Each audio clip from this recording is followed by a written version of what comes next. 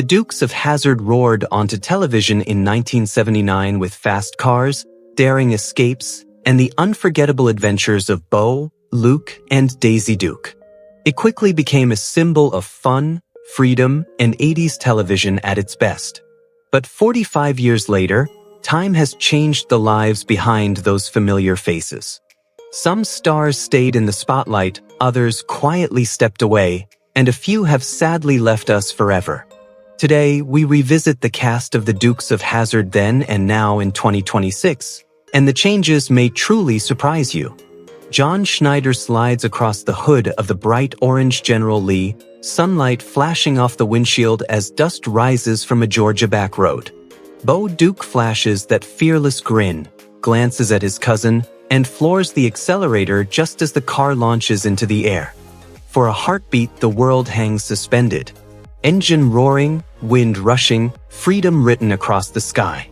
That single airborne moment turned Bo Duke into a symbol of television adventure. Born April 8, 1960, in Mount Kisco, New York, Schneider was only 18 when the Dukes of Hazzard premiered in 1979. Determined to break into acting, he famously convinced producers he was older and more experienced than he actually was. The series became a cultural phenomenon, launching him into fame. He later expanded his career through country music success and television roles including Smallville, where he portrayed Jonathan Kent.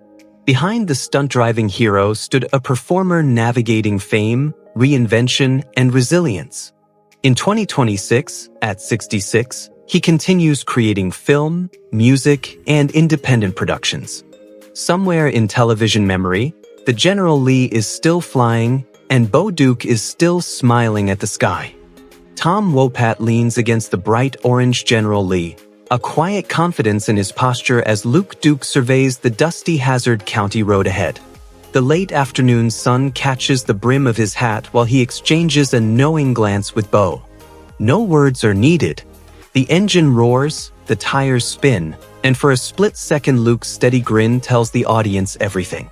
Trouble may be coming, but the Duke boys are already one step ahead. Born September 9, 1951, in Lodi, Wisconsin, Wopat was 27 when Into the Series burst onto television screens in 1979. Raised in a musical family, he studied theater at the University of Wisconsin-Madison before pursuing acting professionally. His breakout role as Luke Duke turned him into a television icon of the late 1970s and early 1980s. Beyond Hazzard County, Wopat built a respected career on Broadway and in television, appearing in productions such as Sybil while also releasing multiple jazz and country albums. Behind Luke's fearless charm stood a performer balancing music, stage, and screen. Now, at 74, Wopat remains active in entertainment. Some heroes drive fast. Luke Duke simply knew exactly when to press the gas. Sorrell Booke settles into his chair behind the desk, white suit stretched just enough to match his appetite for power, a cigar poised between his fingers as Boss Hogg lets out that unmistakable laugh. The blinds cast stripes of light across his face while another crooked plan clicks into place. He leans forward, eyes gleaming. In that single frozen moment, audiences knew. This wasn't just a villain. This was Hazzard County's beating pulse of chaos. Born January 4, 1930, in Buffalo, New York, Booke was 49 when the film arrived in 1979.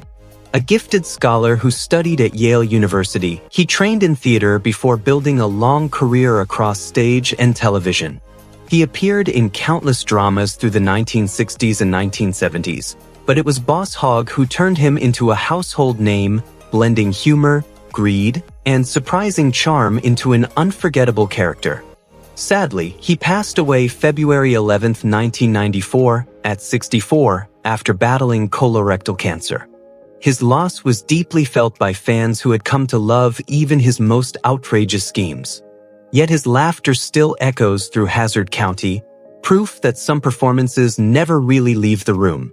Denver Pyle stands quietly on the porch as twilight settles over Hazzard County, Uncle Jesse resting his hands on the worn wooden railing. In the distance, the roar of the General Lee fades into the hills. He exhales slowly, eyes filled with both worry and pride, a small smile breaking through. In that stillness, audiences understood. He was the heart of the Duke family. Steady, unshaken, always there.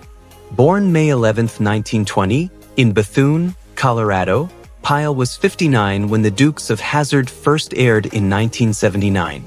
After serving in World War II, he found his path in acting, studying and refining his craft through years of work in westerns and television.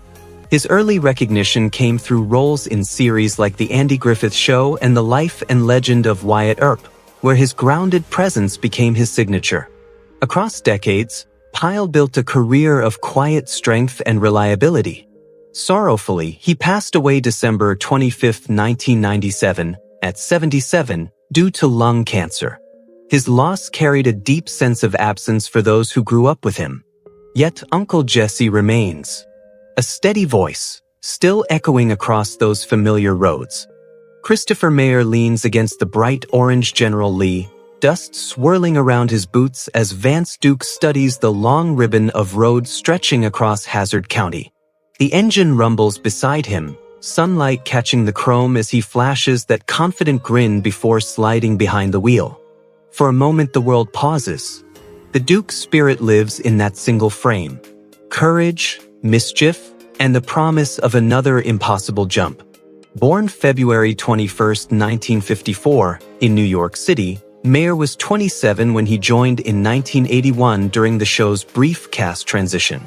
With early training in theater and television performance, he had already begun building his career through guest roles before stepping into the role of Vance Duke. Though his time in Hazzard County lasted only a season, the character became a memorable part of the show's evolving story. Regrettably, he passed away July 23, 2011, at 57, from natural causes. His passing saddened fans who remembered the energy he brought to the Duke family. Yet his presence still rides through those dusty roads on screen, a reminder that even brief chapters can leave lasting tracks in television history. James Best bursts out of the patrol car, hat slightly askew, Sheriff Rosco P. Coltrane spinning in place as he shouts, "Coochie, coochie, coo." The siren still echoes behind him, but his grin betrays the chase. Not menace, not quite authority, but something delightfully human. In that flicker of chaos and comedy, audiences met a lawman who never quite caught his target, yet somehow stole every scene he entered. Born July 26, 1926, in Powderly, Kentucky, Best was 53 when the Dukes of Hazzard premiered in 1979. A World War II veteran, he studied drama at the University of Miami before building a steady career across westerns and television, appearing in series like Gunsmoke.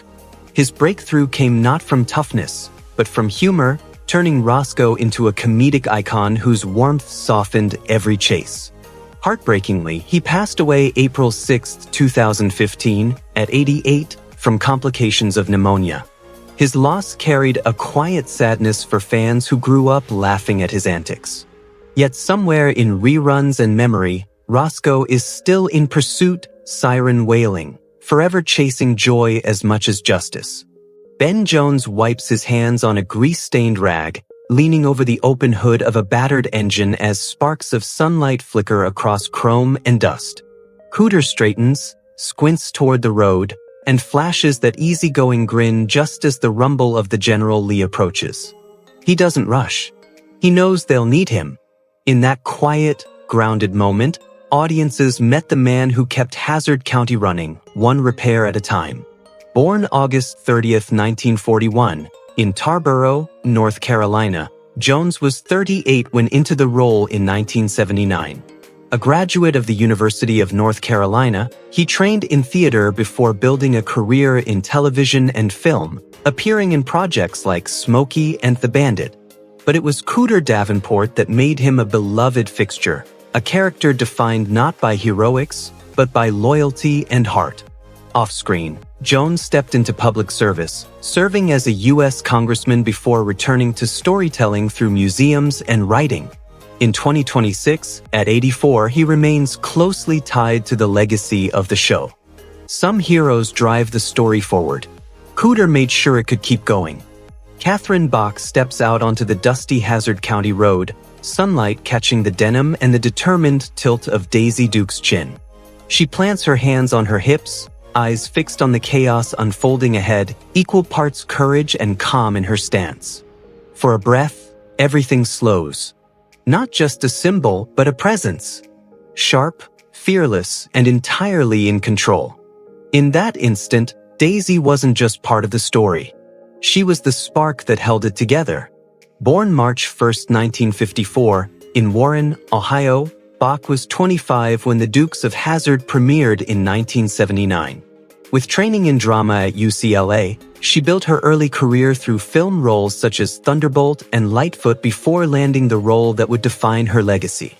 Daisy Duke became a cultural phenomenon, reshaping television's idea of strength and femininity with both charm and independence.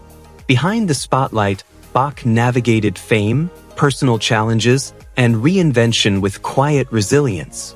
Today, at 72, she remains a beloved figure to generations of fans. Some characters fade with time. Daisy Duke still walks that road, unshaken, unforgettable.